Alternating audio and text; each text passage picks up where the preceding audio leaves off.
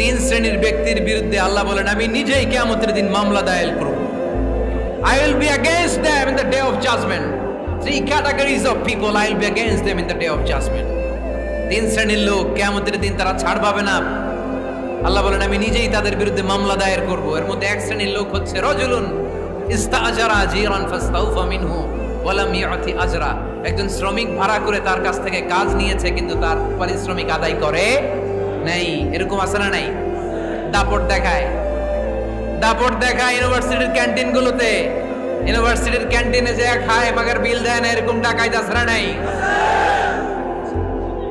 চায়ের দোকানে চা খায় আগে পরে দিমু বিল দেয় না, আছে না নাই? দোকানে যে পণ্য কিনে বিল দেয় না পরে দিমু, আছে না নাই? কিয়ামতের দিন আল্লাহ তোরে মাস্তানি ছুটাবে, চিল্লা এখন ঠিক কিনা?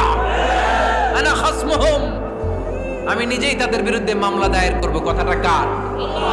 এজন্য বিশ্বনবী বললেন খবরদার, মেহনতি মানুষ, খেটে খাওয়া মানুষ, এদের দোয়া কবুল হয়ে যায়।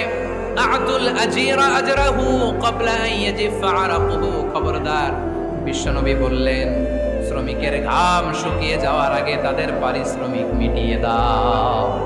বিশ্বনবীর বিখ্যাত হাদিস, আতুল আজিরা আজরাহু ক্বাবলা আন ইয়াজিফা আরাকুহু।